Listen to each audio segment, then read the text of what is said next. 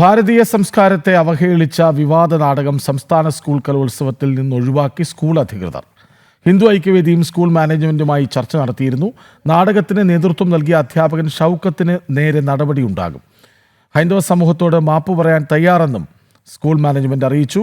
Malappuram revenue ജില്ലാ school കലോത്സവത്തിലാണ് ഭാരതീയ സംസ്കാരത്തെ അവഹേളിക്കുന്ന തരത്തിൽ വീരനാട്യം എന്ന നാടകം അവതരിപ്പിച്ചത്. ജനം TV വാർത്തയ്ക്ക് പിന്നാലെയാണ് നടപടി. വിവരങ്ങളുമായി രമ്യാദാസ് ഒപ്പം ചേരും. രമ്യ, അപ്പോൾ ജനം വാർത്ത വന്നു, അത് സജീവമായി എല്ലാവരും ശ്രദ്ധിച്ചു. പിന്നാലെ നടപടി സ്വയം എടുക്കുന്നു സ്കൂൾ അധികൃതർ. ഒരുപക്ഷെ നമ്മൾ ചിന്തിക്കേണ്ടത് ജില്ലാതലം വരെ എത്തിയ ഒരു നാടകമാണ്. എന്നാൽ ഹിന്ദു ഐക്യവേദി ഈ വിഷയത്തിൽ ഇടപെടുന്നു, മാനേജ്മെന്റുമായി ചർച്ച നടത്തുന്നു. അവർ മാപ്പ് പറയാൻ തയ്യാറാണ്. സംഭവിച്ചു പോയി എന്ന് ആവർത്തിക്കുകയാണ്.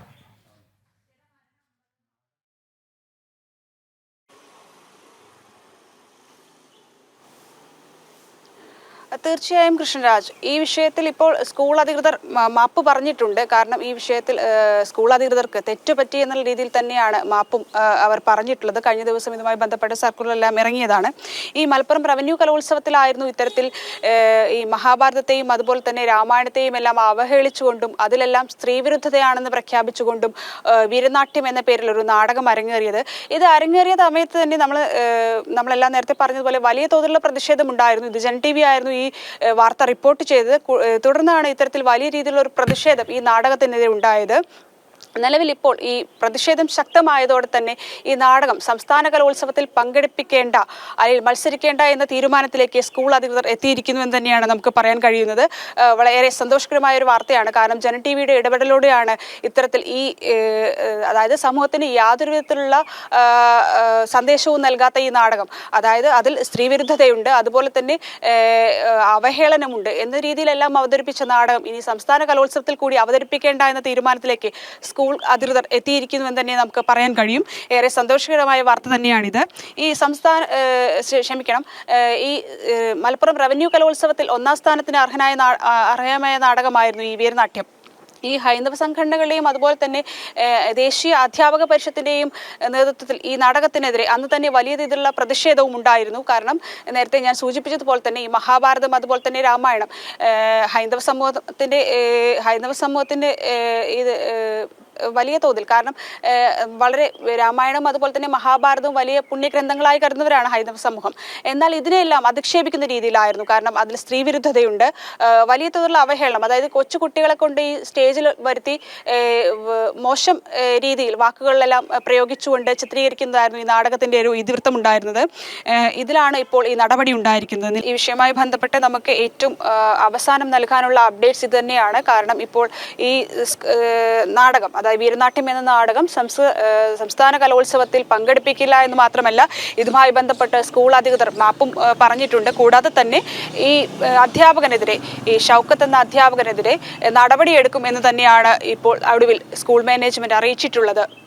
കൃഷ്ണരാജ്, രമ്യദാസ്, അതായത് ഈ കുട്ടികളുണ്ടല്ലോ, അവർ വളരെ ആശിച്ച് ഒരു നാടകത്തിൽ പങ്കെടുക്കാൻ ആഗ്രഹിക്കുന്നു, അതിൻ്റെ ഭാഗമാകുന്നു, സ്കൂളിൽ പങ്കെടുക്കുന്നു, സബ് ജില്ലയിൽ വരുന്നു, അവിടെ നിന്ന് ജില്ലയിലേക്ക് എത്തുന്നു, അവിടെയും ഒന്നാം സമ്മാനം. അപ്പോൾ ഈ കുട്ടികളുടെ പക്ഷത്ത് നിന്ന് ചിന്തിച്ചാൽ അവരുടെ അഭിനയ കലയെ, അവരുടെ ആഗ്രഹങ്ങളെ തുരങ്കം വയ്ക്കുന്ന ഒരു നാടകമായി കൂടി ഇത് മാറ്റപ്പെട്ടില്ലേ? കാരണം ഈ അധ്യാപകൻ ഈ കുട്ടികളെ ആ ഒരു അർത്ഥത്തിൽ ചൂഷണം ചെയ്യുകയായിരുന്നു. തൻ്റെ അനാവശ്യമായ ഒരു ആശയത്തെ, വലിയ വിവാദമാകാൻ സാധ്യതയുള്ള ഒരു ആശയത്തെ കുട്ടികളിൽ അടിച്ചേൽപ്പിക്കുകയായിരുന്നു, അല്ലേ?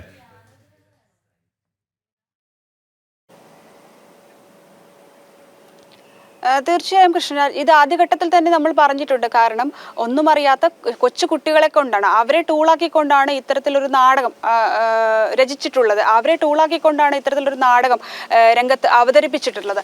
ഇതെല്ലാം നമ്മൾ നേരത്തെ സൂചിപ്പിച്ചതാണ്. കാരണം ഈ കുട്ടികൾക്ക് ഇതുമായി ബന്ധപ്പെട്ട് കൂടുതൽ അറിവില്ല എന്നുള്ളത് നമ്മൾ വിചാരിക്കാൻ കഴിയുന്നതാണ്. കാരണം കൊച്ചു കുട്ടികളാണ് അവർ.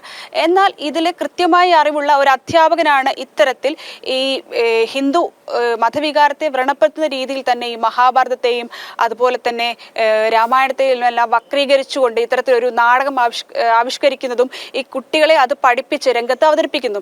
അപ്പോൾ നിലവിൽ ഈ കുട്ടികൾ അവർക്ക് വന്ന ഒരു അവകാശ ലംഘനം കൂടിയുണ്ട്. കാരണം ഒരു കലയിൽ നാടകമാവട്ടെ ഏതു കലയാവട്ടെ അവർ അവതരിപ്പിക്കുമ്പോൾ അവർക്ക് അറിയില്ല അതിൻ്റെ ദോഷങ്ങളും ഗുണങ്ങളും എല്ലാം. കാരണം അവർക്ക് അതൊരു രംഗത്ത് അവതരിപ്പിക്കാനുള്ള അല്ലെങ്കിൽ അതൊരു കലയായി മാത്രമാണ് അവരതിനെ കാണുന്നത്. പക്ഷേ അതിലൂടെ ഇത്തരത്തിൽ മോശപ്പെട്ട അല്ലെങ്കിൽ സമൂഹത്തിന് സന്ദേശം നൽകാത്ത ഒരു നാടകം അല്ലെങ്കിൽ ഒരു കല അവതരിപ്പിക്കുക എന്നുള്ളതാണ് ഈ അധ്യാപകന് അതിൻ്റെതായ ഗൂഢലക്ഷ്യങ്ങൾ ഉണ്ടാവാം. അത്തരത്തിൽ മറ്റു പല ലക്ഷ്യങ്ങളോ അല്ലെങ്കിൽ മറ്റോ അയാൾക്കുണ്ടായിരിക്കാം. പക്ഷേ അദ്ദേഹം ഈ ടൂളാക്കിയത് ഈ കുട്ടികളെയാണ്, ഒന്നും അറിയാത്ത ചെറിയ കുട്ടികളെയാണ് എന്നുള്ളതാണ് ഇതിൽ ഏറ്റവും പ്രധാനപ്പെട്ട ഒരു കാര്യം.